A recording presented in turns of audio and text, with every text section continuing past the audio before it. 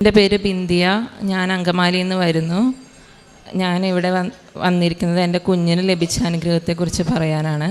ആദ്യമായി തന്നെ അമ്മയോടും തിരുക്കുമാരനോടും ക്ഷമ ചോദിക്കുന്നു. ഞാൻ 1-2 തവണ ഇവിടെ വന്നിട്ടും സാക്ഷ്യം പറയാതെ പോയി. ആദ്യമായി തന്നെ അതിന് ക്ഷമ ചോദിച്ചുകൊള്ളുന്നു. അമ്മയ്ക്കും തിരുക്കുമാരനും 1000 നന്ദി. എൻ്റെ കുഞ്ഞിന് ഞങ്ങൾ ബഹ്റിനിലാണ് താമസിക്കുന്നത്. അപ്പോൾ എൻ്റെ കുഞ്ഞിനെയും കൊണ്ട് ജാനുവരി 2021 ആദ്യം ഞാൻ ഹസ്ബൻഡിൻ്റെ അടുത്തേക്ക് പോകുകയായിരുന്നു. ഞാൻ സൗദിയിൽ നേഴ്സായിരുന്നു. നല്ലൊരു ജോലി റിസൈൻ ചെയ്തിട്ടാണ് അങ്ങോട്ട് പോയത്. അങ്ങനെ എനിക്ക് അവിടെ ചെന്നപ്പോൾ ഒരു ജോലിക്ക് കയറാമെന്നൊക്കെ വിചാരിച്ചാൽ പോയത്. പക്ഷേ കുഞ്ഞിന് സ്ഥിരമായിട്ട് അസുഖങ്ങൾ, ജലദോഷം, മൂക്കടപ്പ്, അലർജി, അങ്ങനെ ഏത് നേരം അസുഖങ്ങൾ. എന്നും അവനെ ഹോസ്പിറ്റലിൽ കാണിക്കാനേ നേരം ഉണ്ടായിരുന്നുള്ളൂ. അങ്ങനെ ഇരിക്കെ ഹസ്ബൻഡിന് പെട്ടെന്നൊരു ചിക്കൻ ബോക്സ് വന്നു. അപ്പോൾ ചിക്കൻ ബോക്സ് വന്നപ്പോൾ ഞങ്ങൾ ഭയങ്കരമായിട്ട് തളർന്നു. കാരണം ആകെ കൊച്ചിൻ്റെ പ്രശ്നത്തിൽ വിഷമിച്ചിരിക്കുമായിരുന്നു. ജോലിക്ക് പോകാൻ പറ്റുന്നില്ല, എന്നിട്ടും വീട്ടിലെ കാര്യങ്ങളും നോക്കാൻ പറ്റുന്നില്ല. എല്ലാം കൊണ്ടും ഒറ്റയ്ക്കായി പോയ പോലെയായിരുന്നു. അങ്ങനെ 1 BHK ഫ്ലാറ്റിലാണ് ഞങ്ങൾ താമസിക്കുന്നത്. അപ്പോൾ ആരും ഹെൽപ്പിനില്ല. ഹസ്ബൻഡിന് ചിക്കൻ ബോക്സ് ഒരാഴ്ചത്തെ ലീവ് ഉണ്ട്. അത് കഴിയുമ്പോൾ എനിക്കും കുഞ്ഞിനും ചിക്കൻ ബോക്സ് വരും. അങ്ങനെയുള്ളൊരവസ്ഥയിലിരിക്കുക. ഫോൺ വിളിച്ച് സംസാരിക്കുമ്പോഴൊക്കെ എല്ലാവരും പ്രാർത്ഥിച്ചാൽ മാറുമെന്ന് പറയാതെ അടുത്തത് നിങ്ങൾക്ക് വരും, നിങ്ങളതിന് കരുതിയിരുന്നോ എന്ന രീതിയിലായിരുന്നു സംസാരം. അപ്പോൾ അതൊക്കെ ഒത്തിരി തളർത്തിയിരുന്നു. അപ്പം അങ്ങനെ ഇരിക്കെ കൊന്ത പോലും ചെല്ലാൻ പറ്റില്ലായിരുന്നു. എന്നെ മലങ്കരയിലേക്കാണ് കെട്ടിച്ചു വിട്ടേക്കുന്നത്. അപ്പോൾ അവർക്ക് കൊന്ത ചെല്ലുന്ന പ്രാർത്ഥിക്കുന്ന അങ്ങനെ ഒരു വിശ്വാസമൊന്നുമില്ല. അതുകൊണ്ട് കുടുംബ പ്രാർത്ഥന എന്ന് പറഞ്ഞാൽ ഒരു ബൈബിൾ വായനയും കുറച്ച് പ്രാർത്ഥനകളും മാത്രം.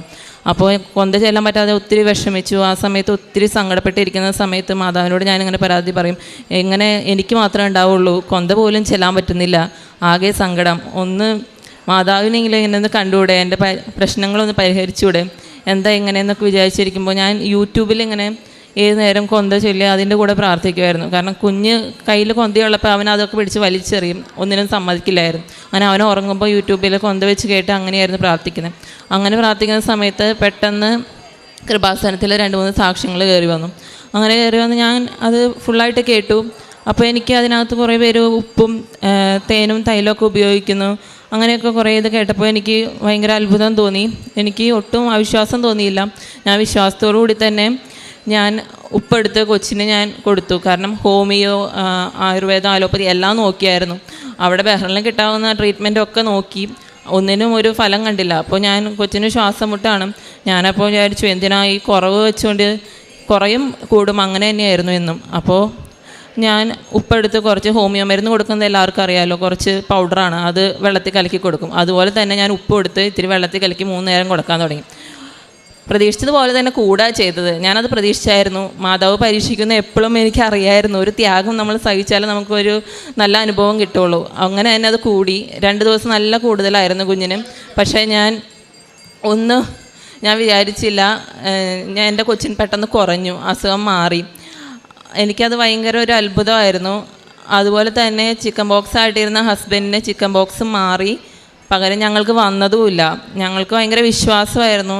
കുഞ്ഞിൻ്റെ ശ്വാസം മുട്ട് മാറിയപ്പോൾ തന്നെ എനിക്ക് ഭയങ്കര വിശ്വാസമായിരുന്നു, ഞങ്ങൾക്ക് ചിക്കൻ ബോക്സ് വരാനൊന്നും പോകുന്നില്ല എന്ന് ഞാൻ വിശ്വസിച്ചു. അതും ഞങ്ങൾക്ക് വന്നില്ല. ഹസ്ബൻഡിന് പൊതുവെ വിശ്വാസക്കുറവുള്ള ഒരാളാണ്. ഞങ്ങളെപ്പോഴും ഈ കൃപാസനത്തിൻ്റെ മുന്നിൽ കൂടെയാണ്, എൻ്റെ ഹസ്ബൻഡ് ഇവിടെ പത്തനംതിട്ടയാണ്, അവിടേക്ക് ഏത് നേരം ഈ കൃപാസനത്തിൻ്റെ മുന്നിൽ കൂടെ പോകുന്നത്. ഞാൻ എപ്പോഴും പ്രാർത്ഥിച്ചിട്ട് പോകും, എനിക്ക് ഇവിടെ ഹസ്ബൻഡിനെയും കൂട്ടി, ഹസ്ബൻഡിൻ്റെ വിശ്വാസത്തിൽ എനിക്ക് ഹസ്ബൻഡിനെയും കൂട്ടി ഇവിടെ വരാൻ പറ്റണമെന്ന്. അങ്ങനെ ഈ ശ്വാസമുട്ട് മാറിയതോടുകൂടി ഹസ്ബൻഡിന് ഭയങ്കര വിശ്വാസമായി. അങ്ങനെ ഹസ്ബൻഡും രാവിലെ എൻ്റെ കൂടെ ഇരുന്ന് പ്രാർത്ഥിക്കാൻ തുടങ്ങി. ഇത്രയും സമയത്ത് ഞങ്ങൾ ഉടമ്പടി എടുത്തിട്ടുണ്ടായിരുന്നില്ല. അപ്പോൾ ഈ കുഞ്ഞിൻ്റെ ഈ അസുഖം മാറിയതോടുകൂടി ഞങ്ങൾ ഉടമ്പടി എടുക്കാൻ തീരുമാനിച്ചു. പക്ഷെ നാട്ടിൽ വരാൻ പറ്റില്ലായിരുന്നു, അന്നേരം ലീവില്ലായിരുന്നു. അങ്ങനെ ഞാൻ ഓൺലൈൻ ഉടമ്പടി എടുത്തു. ഓൺലൈൻ ഉടമ്പടി 19 ജൂൺ 2023 ഓൺലൈൻ ഉടമ്പടി എടുത്തു. അങ്ങനെ പ്രത്യക്ഷീകരണ പ്രാർത്ഥന, ഉടമ്പടി പ്രാർത്ഥന എല്ലാം പ്രാർത്ഥിച്ചു. സാക്ഷ്യങ്ങൾ ഷെയർ ചെയ്തു, അച്ഛൻ്റെ ടോക്ക് ഷെയർ ചെയ്തു. അങ്ങനെ പ്രാർത്ഥിച്ചുകൊണ്ടിരിക്കെ ഒരു കുഴപ്പമില്ലാതെ നല്ല സ്മൂത്തായിട്ട് പോകുന്ന സമയത്ത് പെട്ടെന്ന് 2-3 ദിവസം കഴിഞ്ഞപ്പോൾ കുഞ്ഞിന് ചുമ്മാ ഒരു റൂട്ടീൻ അയൺ ചെക്കപ്പിന് വേണ്ടി ഞങ്ങൾ ഹോസ്പിറ്റലിലേക്ക് കൊണ്ടുപോയി. സ്ഥിരമായി കാണിക്കുന്ന ഡോക്ടറുടെ അടുത്ത് തന്നെയാണ് കൊണ്ടുപോയത്. അങ്ങനെ കൊണ്ടുപോയപ്പോൾ അവിടുത്തെ നേഴ്സ് പെട്ടെന്ന് കുട്ടീനെ വിളിച്ചപ്പോൾ കുഞ്ഞ് നോക്കണില്ല. അവൻ അവിടുത്തെ കാര്യങ്ങളിൽ അവിടുത്തെ കബോർഡ് പിടിച്ച് വലിക്കുക അങ്ങനെയുള്ള കാര്യങ്ങളൊക്കെ നോക്കുന്നത്. ഞങ്ങൾ വിളിച്ചിട്ടും വരുന്നില്ല. അങ്ങനെ ഡോക്ടർ കുറച്ച് നോക്കി, കൊച്ച് ഐ കോണ്ടാക്റ്റ് തരുന്നില്ല, അവൻ്റെ പേര് വിളിച്ചിട്ട് നോക്കുന്നില്ല. അപ്പോൾ ഡോക്ടർ ഞങ്ങളോട് പറഞ്ഞു, ഇതെന്താ ഇത് കുഞ്ഞിങ്ങനെ നോക്കാത്തത്, നിങ്ങൾ ശ്രദ്ധിക്കാറില്ലേ? അപ്പോൾ ഞാൻ പറഞ്ഞു ജോലി പോലും ഇല്ലാതെ ഞാൻ വീട്ടിലിരിക്കുന്നത് ഇവനെ നോക്കാനാണ്, ഇവനെ ശ്രദ്ധിക്കാറുണ്ട്. അപ്പോൾ ഇവന് കുറച്ച് ബോഡി ഷെയ്ക്ക് ചെയ്യുക, ഇടയ്ക്കൊന്നും ഐ കോണ്ടാക്റ്റ് ഇല്ല, അങ്ങനെയൊക്കെ ഞാൻ ശ്രദ്ധിച്ചിരുന്നു. അപ്പോൾ ഞാൻ ഹസ്ബൻഡിനോട് പറയുമ്പോൾ ഹസ്ബൻഡ് പറയും അതൊക്കെ നിൻ്റെ തോന്നല, കൊച്ച് അതിനനുസരിച്ച് വളർന്നു വരുമ്പോൾ എല്ലാം ശരിയാവും, നീ പേടിക്കണ്ട, നീ എല്ലാം സംശയത്തോടുകൂടി കണ്ടിട്ടാന്ന് പറയും. അങ്ങനെ ഞാൻ പ്രാർത്ഥിച്ച് ഞാൻ ഹോസ്പിറ്റലിൽ ഇരിക്കുമ്പോൾ ഡോക്ടർ എന്നോട് ഇങ്ങനെ പറഞ്ഞു ശ്രദ്ധിക്കാറില്ലേ? അപ്പോൾ ഞാൻ ഇല്ല ഡോക്ടർ, ഞാൻ കുറച്ച് നാളെ ഇങ്ങനെ കാണുന്നെന്ന് പറഞ്ഞു. അങ്ങനെ ഡോക്ടർ എല്ലാം ചെക്ക് ചെയ്തപ്പോൾ ഞങ്ങളോട് പറഞ്ഞു കൊച്ചിൻ്റെ ബിഹേവിയറിൽ കുറച്ച് വ്യത്യാസം കാണുന്നുണ്ട്, അവൻ മെൻ്റലി ശരിക്കും വളർന്നു വരുന്നില്ല, എന്താ പ്രശ്നം എന്ന് അറിയില്ല, അവൻ ഐ കോണ്ടാക്റ്റ് ഒന്നും തരുന്നില്ലല്ലോ. ഈ ഒരു ടൈമിൽ 1 വയസ്സ് കഴിഞ്ഞായിരുന്നു, 1 വയസ്സ് 1 മാസമായിരുന്നു. ഈ ഒരു ടൈമിൽ കൊച്ച് നന്നായി സംസാരിക്കേണ്ടതാണ്, ഐ കോണ്ടാക്റ്റ് തരുന്നുണ്ടാണ്, പേര് വിളിച്ചാൽ നോക്കണം എന്നൊക്കെ പറഞ്ഞു. അപ്പോൾ ഞാൻ പറഞ്ഞു ഓൾറെഡി കൊച്ച് 9 മാസം കഴിഞ്ഞപ്പോഴേ അപ്പ അമ്മ എന്നൊക്കെ സംസാരിച്ചതാണ്, പിന്നെ കുറച്ച് നാളൊന്നും സംസാരിക്കുന്നില്ല, ഞങ്ങൾ കളിക്കാൻ ചെല്ലും അടുത്ത് നിന്നിരിക്കുമ്പോൾ അതിൽ നിന്ന് അകന്നു പോവും. കൊച്ചിന് ബേബി സിറ്റിങ്ങിലൊക്കെ വിട്ടായിരുന്നു അതിൻ്റെ ഭാഗമായിട്ട്, പക്ഷേ അവന് ഏതുതരം ജലദോഷവും അലർജിയുടെ പ്രശ്നങ്ങളൊക്കെ ആയിരുന്നല്ലോ, അപ്പോൾ അതും കണ്ടിന്യൂ ചെയ്ത് പോകാൻ പറ്റിയിരുന്നില്ല. അങ്ങനെ ഇരിക്കുമ്പോഴാണ് ഡോക്ടർ പറയുന്നത് അവന് ബിഹേവിയറിൽ പ്രശ്നമാണ്, നിങ്ങൾ നന്നായി കെയർ ചെയ്യണം, നിങ്ങൾ കെയർ ചെയ്യാത്തതുകൊണ്ടാണ്. അപ്പോൾ ഒരു അമ്മ എന്നുള്ള നിലയിൽ എനിക്ക് ഭയങ്കര സങ്കടമായി, എനിക്ക് എൻ്റെ കെയറിങ്ങിൻ്റെ കുറവാണ് എന്ന് ഭയങ്കര ഒരു സങ്കടമായിരുന്നു. എന്നാലും ഞാൻ ഉടമ്പടി എടുത്തല്ലേ, എന്തായാലും വീട്ടിൽ പോവാം. അത്രയ്ക്ക് എന്താ രോഗമെന്ന് അപ്പോഴും ഡോക്ടർ പറഞ്ഞില്ല. അങ്ങനെ വീട്ടിൽ പോകുന്ന സമയത്ത് ഹസ്ബൻഡ് എന്നോട് ചോദിച്ചു എടി എന്താ പ്രശ്നം, എന്താ കൊച്ചിൻ്റെ പ്രശ്നം? ഞാൻ പറഞ്ഞു ഇല്ല, ചെറിയ രീതിയിലുള്ള അറ്റൻഷൻ്റെ പ്രശ്നമായിരിക്കും, നമ്മൾ നോക്കിക്കഴിഞ്ഞാൽ അതൊക്കെ മാറുമെന്ന് ഹസ്ബൻഡ് പറഞ്ഞ് ആശ്വസിപ്പിച്ചു. എന്നാലും ഞാൻ വീട്ടിൽ വന്ന് ഗൂഗിളിൽ നോക്കി എന്താ പ്രശ്നം എന്ന് അറിയാനായിട്ട്. അങ്ങനെ ഗൂഗിളിൽ നോക്കിയപ്പോൾ എൻ്റെ കുഞ്ഞിനുള്ള സിംറ്റംസ് എല്ലാം ഓട്ടിസത്തിൻ്റെ സിംറ്റംസാണ്. അപ്പോൾ എനിക്കത് ഭയങ്കര സങ്കടമായിരുന്നു. ഞാൻ ഭയങ്കരമായിട്ട് പേടിച്ചു, എന്ത് ചെയ്യുമെന്ന് അറിയില്ല, ആകെ സങ്കടപ്പെട്ടു. അപ്പോൾ ഞാൻ മാതാവിനോട് പറഞ്ഞു എൻ്റെ കുഞ്ഞിൻ്റെ ഈ രോഗം മാറ്റി തന്നത് ഇത്രയും വലിയ രോഗം തരാനാണോ അമ്മേ എന്ന് ചോദിച്ച് ഞാൻ മാതാവിനോട് കരഞ്ഞ് പ്രാർത്ഥിച്ചു. അപ്പോഴും എനിക്ക് എന്തോ ഒരു വിശ്വാസം എവിടെയും ഉണ്ടായിരുന്നു, മാറും, മാതാവ് തന്നെയല്ലേ കാണിച്ചു തന്നേ, നീ ഉടമ്പടി എടുത്തതിന് ശേഷം മാതാവ് തന്നെയല്ലേ നിൻ്റെ ഇത് കാണിച്ചു തന്നേ, അത് മാറാൻ വേണ്ടിയിട്ട് മാതാവ് ഇത്ര പെട്ടെന്ന് നിനക്ക് കാണിച്ചു തന്നേന്ന് എൻ്റെ മനസ്സിൽ തന്നെ ആരോ പറയാം. അങ്ങനെ ഞങ്ങൾ പ്രാർത്ഥിച്ച് അച്ഛൻ്റെ ടോക്കുകളും സാക്ഷ്യങ്ങളൊക്കെ കണ്ടുപോയി. എനിക്ക് ഏത് നേരം രാവിലെ എണീറ്റ് രാത്രി വരെ ഞാൻ സാക്ഷ്യങ്ങളും ടോക്കുകളായിരുന്നു. ഏത് നേരം കിച്ചണിൽ പണി ചെയ്യുമ്പോഴും ഒക്കെ ഞാൻ ഇത് വെച്ചുകൊണ്ടിരിക്കും. അങ്ങനെയായിരുന്നു ഞാൻ എൻ്റെ ഒരു ദിവസം പോയിക്കൊണ്ടിരുന്നത്. അങ്ങനെ കുഞ്ഞിന് ഉപ്പ് കൊടുത്ത് കുഞ്ഞിന് തേൻ കൊടുക്കും. അങ്ങനെ ഞാൻ ഒരു മരുന്നും ഇല്ലാണ്ട് അങ്ങനെ പോയിക്കൊണ്ടിരുന്നു. പെട്ടെന്ന് ഹോസ്പിറ്റലിൽ ഡോക്ടർ ഇതുവരെ ഡയഗ്നോസ് ചെയ്തിട്ടില്ലല്ലോ. പെട്ടെന്ന് ഒരു കാരണം കണ്ടെത്തി ചുമ്മാ ഒരു ജലദോഷം വന്നപ്പോഴേക്കും പോയി ഹോസ്പിറ്റലിൽ കൊണ്ടുപോയി കാണിച്ചു. ഡോക്ടറെ ഞങ്ങൾക്ക് അറിയണം എന്താ പ്രശ്നം, ഞങ്ങളുടെ മനസ്സിലുള്ള കൺഫ്യൂഷനാണോ തെറ്റാണോ എന്ന് അറിയണം, അതുകൊണ്ട് ഞങ്ങൾ ചോദിച്ചു ഡോക്ടറെ എന്താ പ്രശ്നം. അപ്പോൾ ഡോക്ടർ പറഞ്ഞു നിങ്ങൾ പേടിക്കേണ്ട, നിങ്ങളുടെ ടെൻഷൻ മനസ്സിലാവും, ഇത് വിർച്വൽ ഓട്ടിസം ആണെന്ന് പറഞ്ഞു. അപ്പോൾ വിർച്വൽ ഓട്ടിസം എന്താണെന്ന് ഞങ്ങൾക്ക് അറിയത്തില്ല. ഞാൻ ഓട്ടിസം എന്ന് കേട്ടിട്ടുണ്ടെങ്കിലും വിർച്വൽ ഓട്ടിസം എന്താ? അപ്പോൾ ഡോക്ടർ പറഞ്ഞു ഇങ്ങനെ ടി വി കാണുന്ന കുഞ്ഞുങ്ങൾ, 1 വയസ്സിന് താഴെയുള്ള കുഞ്ഞുങ്ങളെ ടി വി ഒക്കെ കാണിച്ച് മൊബൈൽ കാണിക്കുമ്പോൾ ചില പിള്ളേർ വീട്ടിൽ ഒതുങ്ങിയിരിക്കുന്ന പിള്ളേർ മറ്റു കുട്ടികളെ കാണാതിരിക്കുമ്പോൾ അമ്മയും അപ്പനെ മാത്രമേ കാണുന്നത്. അപ്പോൾ അങ്ങനെ വരുന്ന ചില കുട്ടികൾക്ക് ഉള്ളതാണ്. അപ്പോൾ ഗൾഫ് രാജ്യങ്ങളിലുള്ള കുട്ടികൾക്ക് മിക്കതും ഇങ്ങനെയൊക്കെ വരും. അപ്പോൾ നിങ്ങൾ ശ്രദ്ധിച്ചാൽ മതി, നിങ്ങൾ കുറച്ച് ഒന്നും കൂടി ഇൻട്രാക്ട് ചെയ്യണം, കൊച്ചായിട്ട് ഒന്നും കൂടി കളിച്ചിരിക്കണം, നിങ്ങൾ ഫോണിലൊന്നും നോക്കാതെ നിങ്ങൾ കൊച്ചായിട്ട് ഏതെങ്കിലും കളിക്കണം എന്നൊക്കെ പറയും.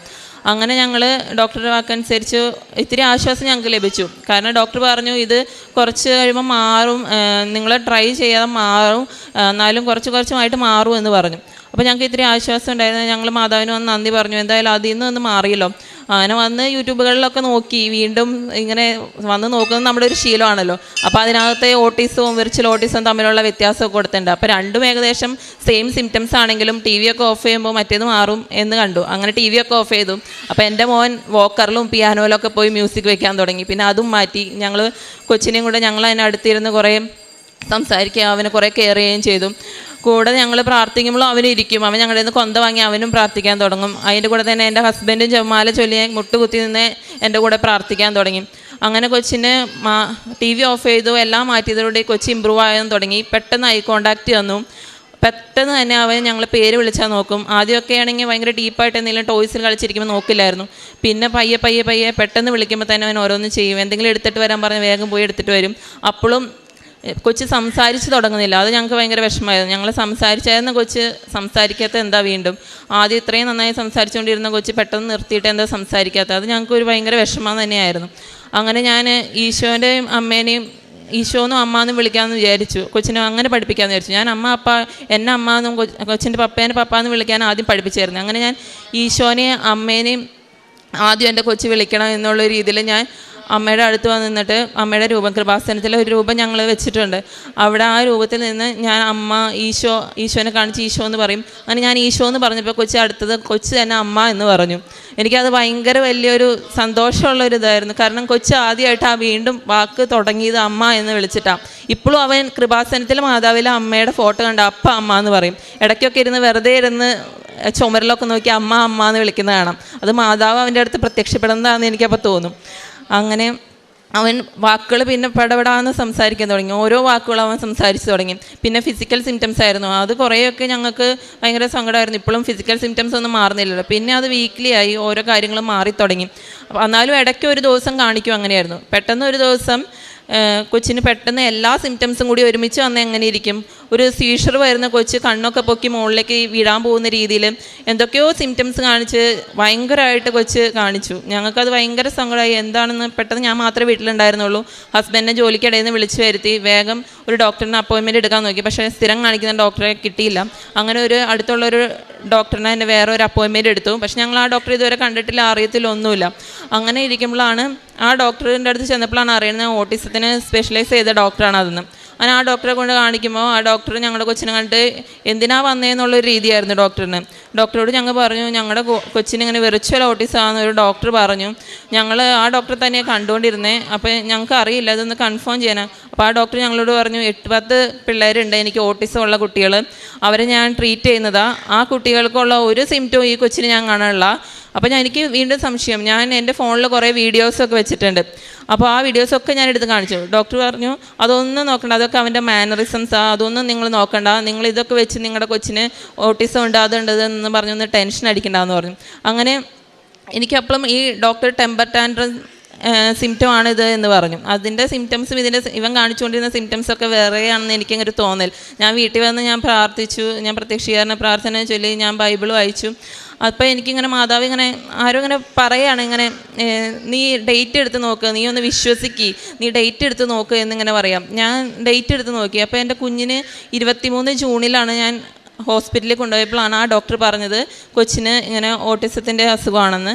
കറക്റ്റ് 23 ജൂലൈയിലാണ് ഞങ്ങൾ പോലും അറിയാതെ ഓട്ടിസം സ്പെഷ്യലിസ്റ്റ് ഡോക്ടറിനെ ഞങ്ങൾ മാതാവ് കൊണ്ടുവന്ന് കാണിപ്പിച്ച് ആ ഡോക്ടർ പറഞ്ഞു ഞങ്ങളുടെ കൊച്ചിന് ഒരു ഓട്ടിസവും ഇല്ല, ഒരു വെർച്വൽ ഓട്ടിസവും ഇല്ല, വെറും ടെമ്പർ ടാൻട്രം മാത്രമേ ഉള്ളൂ, അത് ദേഷ്യം വരുമ്പോൾ കുഞ്ഞ് കാണിച്ചു കൂട്ടുന്നത്, അതൊക്കെ മാറിക്കോളുന്നു. അപ്പോൾ കറക്റ്റ് ആ ഒരു മാസം കറക്റ്റ് ഡേറ്റിൻ്റെ പേരിൽ മാതാവ് ഞങ്ങൾക്ക് കാണിച്ചു തന്നു. ഇന്ന് വരെ ഒരു പ്രശ്നങ്ങളും എൻ്റെ കൊച്ചിന് അത് കഴിഞ്ഞിട്ടില്ല. എൻ്റെ പാരൻസിനൊന്നും ഇത് അറിയത്തില്ലായിരുന്നു കൊച്ചിന് ഇങ്ങനെ ഈ പ്രശ്നങ്ങളുണ്ടെന്നൊന്നും. ഞങ്ങൾ ആ സമയത്ത് ആരോടും പറഞ്ഞിട്ടില്ല. കാരണം ഞങ്ങൾക്ക് അതിനുള്ള ധൈര്യം ഉണ്ടായിരുന്നില്ല. എപ്പോഴും കരഞ്ഞുകൊണ്ട് പ്രാർത്ഥിക്കുമ്പോൾ ഹസ്ബൻഡ് പറയും നീ കൃപാസനത്തിൽ ഉടമ്പടി എടുത്തതല്ലേ, നീ ഇങ്ങനെ വിശ്വസിക്കാതിരിക്കല്ലേ, നിനക്ക് കിട്ടും. അവിശ്വാസിയായ ഭർത്താവ് എൻ്റെ അടുത്ത് പറയുന്നത് കൃപാസനത്തിൽ നീ ഉടമ്പടി എടുത്തതല്ലേ, നിനക്ക് കിട്ടും, നീ പ്രാർത്ഥിക്കുകയും നമ്മുടെ കൊച്ചിനൊന്നുമില്ല എന്ന് പറയുന്നത് എൻ്റെ ഹസ്ബൻഡ്. എനിക്കത് ഒത്തിരി സന്തോഷമായിരുന്നു. അപ്പോൾ ഞാൻ തീരുമാനിച്ചു ഇവിടെ വന്ന് ഉടമ്പടി എടുക്കണമെന്ന്. ഞാൻ ഈ സെപ്റ്റംബർ 4-ാം തീയതി വന്ന് ഇവിടെ വന്ന് മരിയൻ ഉടമ്പടി എടുത്തു. മാതാവിന് 1000 നന്ദി, ഈശോയ്ക്കും 1000 നന്ദി. പിന്നെ ഉടമ്പടി എടുത്തതിന് ശേഷമുള്ള ആത്മീയ ജീവിതം എന്ന് പറഞ്ഞാൽ ഞങ്ങൾ ബഹ്റിലായതുകൊണ്ട് തന്നെ കൂടുതൽ രോഗികളെ കാണാനോ അങ്ങനെ പത്രം കൊടുക്കാനോ ഒന്നും ഞങ്ങൾക്ക് പറ്റില്ലായിരുന്നു. പക്ഷെ ഞാൻ സാക്ഷ്യങ്ങളൊക്കെ ഒത്തിരി ഞാൻ ഷെയർ ചെയ്യായിരുന്നു, ഓരോ ഫ്രണ്ട്സിനും അയച്ചു കൊടുക്കായിരുന്നു. അന്ന് തൊട്ട് ഇന്ന് വരെ എൻ്റെ സ്റ്റാറ്റസായിട്ട് ഞാൻ സാക്ഷ്യങ്ങളല്ലാതെ വേറെ ഒന്നും ഇട്ടിട്ടില്ല. ടോക്കും സാക്ഷ്യങ്ങളും മാത്രമേ ഞാൻ ഇട്ടിട്ടുള്ളൂ, അല്ലാതെ വേറെ ഒന്നും ഇട്ടിട്ടില്ല. അപ്പോൾ അത് എപ്പോഴും എൻ്റെ ഫ്രണ്ട്സ് വിളിക്കുമ്പോൾ ചോദിക്കും നീ എപ്പോഴും ഈ സാക്ഷ്യങ്ങളും ഇതൊക്കെയാണല്ലോ ഇടണേ, അങ്ങനെ എല്ലാ ഫ്രണ്ട്സും എന്നെ വിളിക്കുമ്പോൾ ചോദിക്കും. പിന്നെ ബൈബിൾ വായന, അത് അരമണിക്കൂറൊന്നുമല്ല, 2-3 മണിക്കൂർ കുത്തിയിരുന്ന് വായിക്കും. എനിക്കതൊരു ഭയങ്കര ഒരു സന്തോഷമാണ് ബൈബിൾ വായന. അങ്ങനെ എല്ലാ കാരുണ്യ പ്രവർത്തികളെ രോഗികളെയൊന്നും എനിക്ക് അങ്ങനെ കാണാൻ പറ്റിയിട്ടുണ്ടായിരുന്നില്ല. പക്ഷേ ഞാൻ രോഗികൾക്ക് വേണ്ടി പ്രാർത്ഥിക്കും. ഞാനൊരു നേഴ്സായതുകൊണ്ട് തന്നെ കുറേ ക്യാൻസർ പേഷ്യൻസിൻ്റെ ഒക്കെ വിഷമങ്ങൾ എനിക്കറിയാം. അങ്ങനെ ഞാൻ ഒത്തിരി തളർന്ന് കിടക്കുന്ന പേഷ്യൻസിനെ എല്ലാം കണ്ടിട്ടുണ്ട്. അപ്പോൾ എൻ്റെ പ്രാർത്ഥനയുടെ സമയത്ത് ഞാൻ അവരെയൊക്കെ മനസ്സിൽ ധ്യാനിച്ച് ഞാൻ അവർക്ക് വേണ്ടി പ്രാർത്ഥിക്കും, അവർക്ക് വേണ്ടി കൊന്ത ചെല്ലും. അതുപോലെ മറ്റുള്ളവർക്ക് ഞാൻ എപ്പോഴും ദേഷ്യപ്പെടാറുള്ള ഒരാളാണ്, എനിക്ക് എപ്പോഴും ദേഷ്യം എന്നെ ഒരാളാണ്. പക്ഷേ ഉടമ്പടി എടുത്തതിന് ശേഷം എൻ്റെ ദേഷ്യമൊക്കെ ഒത്തിരി കുറഞ്ഞു. മറ്റുള്ളവരോട് ക്ഷമിക്കാൻ എന്നെ എൻ്റെ അമ്മ പഠിപ്പിച്ചു. എനിക്ക് മറ്റുള്ളവർക്ക് ക്ഷമിച്ച് അവർക്ക് വേണ്ടി പ്രാർത്ഥിക്കാൻ എൻ്റെ അമ്മ പഠിപ്പിച്ചു. ഇതൊക്കെ എനിക്ക് കിട്ടിയ അനുഗ്രഹങ്ങൾ. മാതാവിനും ഈശോയ്ക്കാരായിരുന്നു. ആവേ ആവേ ആവേ മരിയ.